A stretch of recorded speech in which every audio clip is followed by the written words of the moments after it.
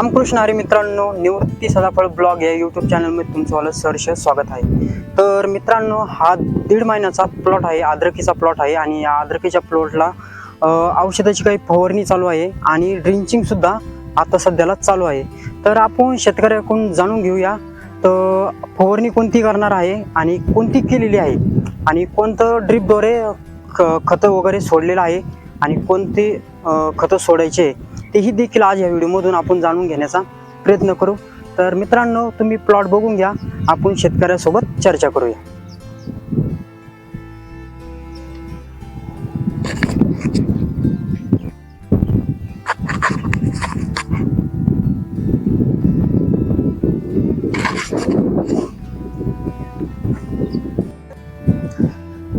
मंडळी, मी आहे जय निंबाळकर। आज निवृत्ती आला होता प्लॉटवर, बोलला की आपल्याला व्हिडिओ काढायचा आहे। पहिल्या व्हिडिओला तुम्ही भरभरून सपोर्ट केला, तुमच्या भेटलेल्या व्ह्यूजमुळे आम्ही मोटिवेट होतो व्हिडिओ काढण्यासाठी।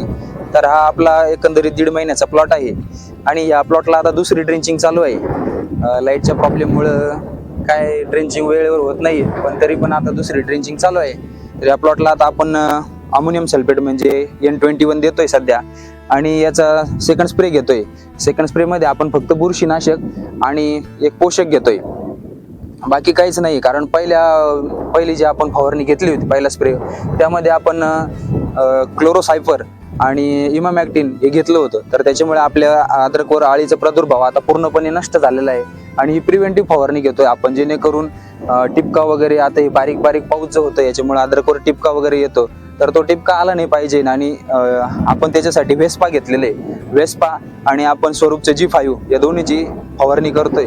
तर या फवारणीचा चांगला रिझल्ट येतो, दीर्घकाळापर्यंत याचे टिकून राहतो।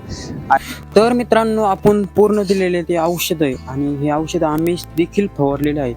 तर जर तुम्हाला ज्यांना कोणाला फवारणी घ्यायची असेल तर त्यांनी हे औषधं दिलेले, आपण जेवढे औषधं सांगितले आहे तेवढ्या औषधाची तुम्ही नक्की फवारणी करा आणि आम्हाला तर नक्की रिझल्ट भेटलेला आहे।